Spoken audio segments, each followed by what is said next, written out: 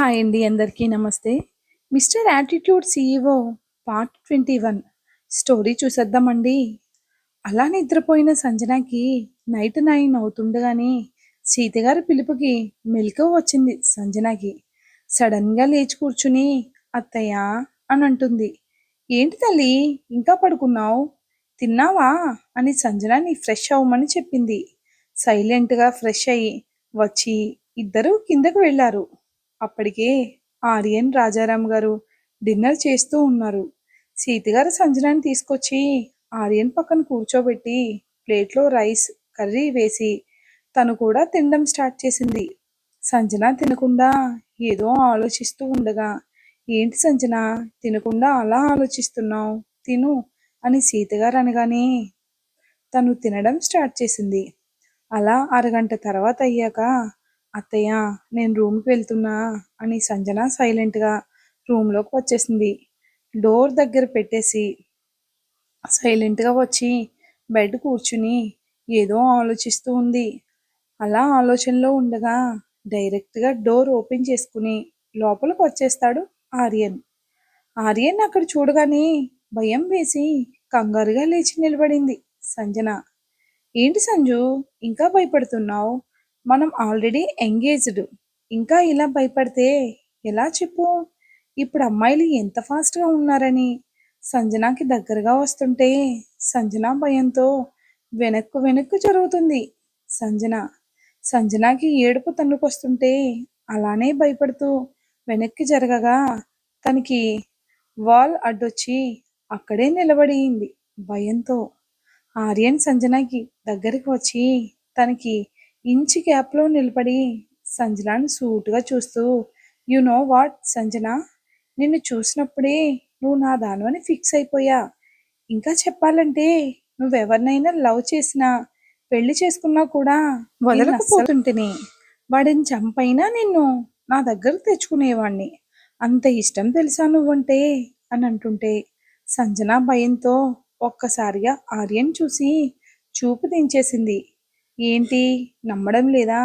అయినా నమ్మడానికి ఇప్పుడు ఏం చేయలేం, కానీ ఏంటి ఫీవర్గా ఉందని మామ చెప్పింది, ఇప్పుడు ఎలా ఉంది అని తన నుదుటిని తాకాలని చూసిన ఆర్యన్కి సంజన తన చేతిని అడ్డుపెట్టింది. తనని చురుగ్గా చూసి, ఇంకో 5 days మాత్రమే సంజన, ఆ తర్వాత నువ్వు నేను ఇద్దరం కలిసిపోవాల్సిందే. అప్పుడు నువ్వు ఎలా ఆపినా నో యూజ్. ఎందుకంటే నీకోసం పిచ్చివాడిలా అన్నీ వదిలేసి నీకోసం వెయిట్ చేస్తున్నా సంజు. ఏం వదులుకున్నా నిన్ను మాత్రం వదులుకోనని కొంచెం బేస్ వాయిస్లో చెప్పి అక్కడి నుండి వెళ్ళిపోతాడు ఆర్యన్. ఆర్యన్ వెళ్ళగానే అప్పుడు ఊపిరి పీల్చుకుంది సంజన. తన మనసులో బాగా తడుతుంది, ఏదో తప్పు చేస్తున్నా అని. కానీ ఏం చేయలేనని మనసులో అనుకుని అలానే నిద్రని ఉపక్రమించింది సంజన. అలా చూస్తుండగానే 5 రోజులు గడిచిపోయాయి. ఆ రోజు పెళ్ళికొడుకు పెళ్లి కూతురిని చేసే టైం. సీతగారు సంజనకి పసుపు బట్టలు వేసి సాంప్రదాయ ప్రకారం నలుగు పెట్టించింది ఇద్దరికీ సపరేట్గా. అంటే పెళ్లి మండపం వరకు వెళ్ళే వరకు పెళ్లి కొడుకు పెళ్లి కూతురు చూసుకోకూడదని. పెళ్లి కూతురిని చేశాక డల్గా ఉన్న సంజనాని చూసి, ఏంటి తల్లి అంత డల్గా ఉన్నావు? పెళ్ళయ్యాక నీ జీవితం అంతా కూడా నువ్వు ఊహించలేనంతగా మారిపోతుంది. ఏం భయపడకు తల్లి, సరేనా? ఇప్పుడు బాగా నిద్రపో, రేపే పెళ్ళి. నిన్ను ఉదయాన్నే లేపుతాను, పడుకో తల్లి అని సంజనాని బ్లాంకెట్ కప్పి వెళ్ళిపోయింది సీతగారు. సంజన అలానే పడుకుని ఏదో ఆలోచిస్తూ ఉండగా సడన్గా రూమ్లో ల్యాండ్ ఫోన్కి మోగింది. ఉలిక్కిపడి లేచి కూర్చుని ఫోన్ వైపు చూస్తుంది సంజన. ఫోన్ చేస్తున్నారు ఎవరో. అత్తయ్యను పిలుద్దామనుకుని వెళ్ళింది, కానీ ఆగి ఫోన్ కట్ అవుతుందని ఫోన్ లిఫ్ట్ చేసి హలో అని చిన్నగా అన్నది సంజన. ఎలా ఉన్నావే? హ్యాపీగా ఉన్నావా? రేపే కదా నీ పెళ్ళి, ఇప్పుడు హ్యాపీనా అని ఫోన్లో సంజయ్ వాయిస్ వినిపించగానే షాక్ అయింది సంజన. నోట మాట కూడా రాక అలానే షాక్లో ఉండిపోయింది. ఏంటే, ఏం మాట్లాడవు? నేనంటే ఇష్టం లేదుగా అందుకేగా వాడిని చేసుకుంటున్నావు. ఇప్పుడు హ్యాపీగా ఉన్నావు కదా! కానీ ఒక్కటి మాత్రం నేననుకుంటున్నానే, ఈరోజు ఈ క్షణం ఈ పెళ్లి ఇష్టం లేదని చెప్పవే. ఏం ఆలోచించకుండా నీ దగ్గరకొచ్చి నిన్ను తీసుకెళ్తా. చెప్పవే, ఇప్పుడైనా నోరు తెరవ్వే అని మందు ఫుల్‌గా తాగడం వల్ల మత్తుగా వస్తున్నాయి సంజయ్ మాటలు. చెప్పవే, కానీ ఒక్కటి మాత్రం నిజం. నీతో కలిసి ఉన్న రోజులు, నిన్ను గట్టిగా హత్తుకుని ముద్దు పెట్టిన రోజులు, ఇంకా ఇంకా ముందుకు వెళ్ళాలని నా మనసు పోరు పెడుతున్నా నీకోసం ఆగిపోయానే. నీ చదువు మధ్యలోనే ఆగిపోతుంది అన్న ఒకే ఒక కారణంతో, ముద్దుతో హగ్గుతోనే ఆగిపోయానే. కానీ నిన్ను పెళ్లి చేసుకోవాలని, నీతో నా జీవితం పంచుకోవాలని ఎంత ఆశపడ్డానో తెలుసా? ఈ సంవత్సరం నీతో గడిపిన ఈ కాలం అంతా ఆగిపోయి మళ్ళీ వస్తే బావున్ననిపిస్తుంది. చెప్పవే, ఈ పెళ్లి ఇష్టం లేదని నిన్ను తీసుకువెళ్తానే. నీకోసం నా ఫ్యామిలీని కూడా వదిలేసానే. చెప్పవే అని సంజయ్ మత్తుగా మాట్లాడుతున్నాడు కానీ కళ్ళలో నీళ్లు కారిపోతూనే ఉన్నాయి. చేతిలో మందు బాటిల్ అలానే పట్టుకుని సంజన ఏం మాట్లాడలేక సైలెంట్‌గా కన్నీళ్లు కారుస్తుంది. కానీ తన మనసుకు ఒకటి అనిపిస్తుంది. ఈ పెళ్లి వద్దు అని. కానీ ఆ మాట చెప్పాలని నోటిదాకా వచ్చింది. సంజయ్ మాట్లాడిన మాటలు అన్నీ విన్నాక ఒకటి అర్థమైంది సంజనకి. ఇన్ని రోజులు తన మనసు అసలు కుదురుగా లేదు. అది అర్థమవుతుంది. ఈ పెళ్లి తనకి కరెక్ట్ కాదు అని. ఇంకా ఒకటి డిసైడ్ అయ్యింది. ఈ పెళ్లి ఇష్టం లేదని సంజయ్‌కి చెప్పాలనుకుంది కానీ అప్పుడే డోర్ ఓపెన్ చేసి ఆర్యన్ వచ్చాడు. ఆర్యన్ చూడగానే లేచి నిలబడింది కంగారుగా సంజన. ఆర్యన్ సంజనకి కోపంగా వచ్చి తన చేతిలో ఉన్న ఫోన్ లాక్కుని ఆ ఫోన్ డిస్కనెక్ట్ చేసి, ఏం చేస్తున్నావు? ఇంకా పడుకోలేదా? నిద్రపో అని కొంచెం సీరియస్‌గా బేస్ వాయిస్‌లో అంటాడు ఆర్యన్. సంజన భయంతో చప్పున బెడ్ ఎక్కి బ్లాంకెట్ కప్పుకుని పడుకుంది సంజన. నాకు వర్క్ ఉంది. నేను వర్క్ చేసుకుంటాను ఈ రూమ్‌లోనే. నాకు బయట అంతా గొడవగా ఉంది. నువ్వు పడుకో. నేను వర్క్ చేసుకుంటా అని వర్క్‌తో తన ల్యాప్‌టాప్ తెప్పించుకుని ఆ రూమ్‌లోనే సోఫాలో కూర్చుంటాడు ఆర్యన్. సంజన కంగారుగా లేచి కూర్చుని చేతులు నలుపుకుంటూ ఉంటే, సైలెంట్‌గా పడుకుంటే బెటర్. రేపు మన పెళ్లి. పడుకో అని ఆర్యన్ కసరగానే బ్లాంకెట్ కప్పుకుని కలత నిద్రపోయింది సంజన. ఆర్యన్ ఆ రూమ్‌లోనే ఉన్నాడు అన్న కంగారు భయంలో సంజన ఫోన్ కట్ అవ్వగానే సంజయ్‌కి అర్థమైంది. సంజన ఇష్టం లేకనే ఫోన్ కట్ చేసిందని. బాగా కోపంలో తన చేతిలో ఉన్న ఫోన్ విసిరికొట్టి మందు బాటిల్ పట్టుకుని ఫుల్లుగా తాగడం స్టార్ట్ చేశాడు సంజయ్ కోపంలో. కానీ తన కళ్ళ వెంట కన్నీళ్లు కారిపోతూనే ఉన్నాయి. సంజన దూరం అవుతుంది అన్న బాధలో. ఆర్యన్ అలా తన రూమ్‌లో కూర్చుని వర్క్ చేసుకుంటూ ఉంటే సంజనకి అస్సలు నిద్ర పట్టడం లేదు. ఎందుకో రూమ్‌లో అలా ఆర్యన్ తనని చూస్తూ ఉండడంతో భయం వేసి కలత నిద్రపోయింది సంజన. అలా తెల్లవారుజామున 4 అవుతుండగా సీతగారు రూమ్‌లోకొచ్చారు. అక్కడ సోఫాలో కూర్చుని నిద్రపోతున్న ఆర్యన్ చూసి, ఏంటి వీడిక్కడ నిద్రపోతున్నాడు?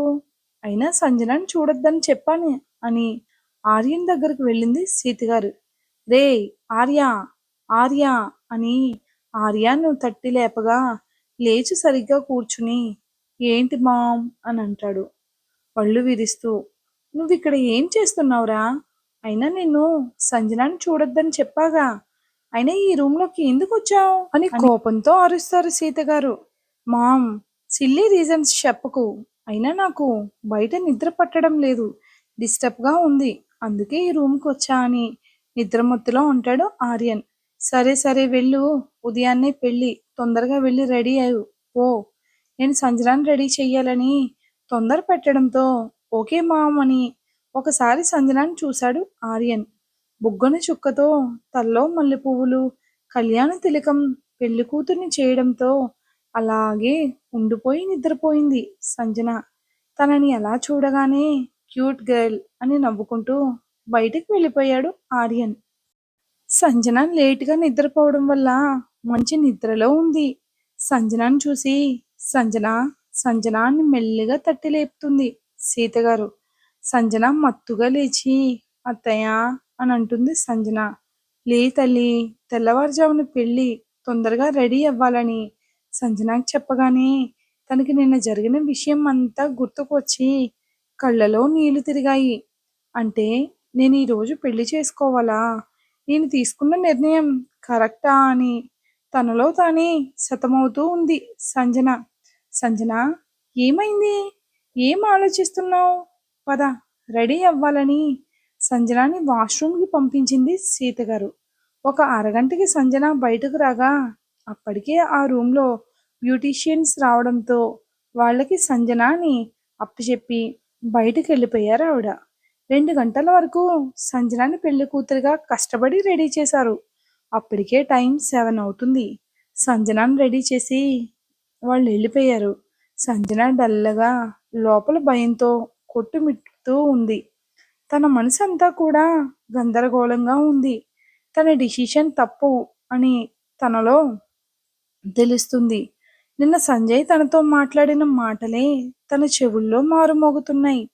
సంజయ్ అన్న మాటలే తనలో ఏదో తెలియని బాధనిస్తుంటే ఇప్పుడు ఈ పెళ్ళి వద్దని చెప్పాలనిపిస్తుంది సంజనాకి. ఈ పెళ్ళి కరెక్ట్ కాదని అనిపిస్తుంటే గట్టిగా కళ్ళు మూసుకుంది సంజన ఆలోచనలతో. ఆ మూసి ఉన్న కళ్ళ మాటన సంజయ్ అందమైన రూపం కనిపిస్తుంటే గిర్రున తన కళ్ళల్లో నీళ్లు తిరిగాయి. అంటే ఏంటి నాకు సంజయ్ సార్ అంటే ఇష్టమా? నేను ఎందుకు ఇలా అయిపోతున్నాను అని ఆలోచనలతో కొట్టుమిడుతుండగా ఆ రూమ్లోకి వస్తారు సీతగారు. ఆవిడని చూడగానే లేచి నిలబడుతుంది సంజన.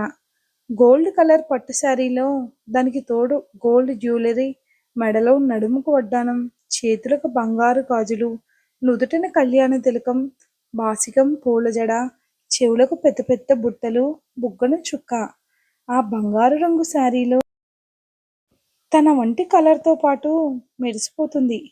తను చూడగానే దివి నుంచి దిగి వచ్చిన దేవకన్యలా మెరిసిపోతున్న తన మేనకోడల్ని చూస్తూ ఆనందంతో తడిచేరిన కళ్ళతో వచ్చిన సంజన నుదుటి మీద ముద్దు పెట్టి, ఎలా ఉన్నావో తెలుసా?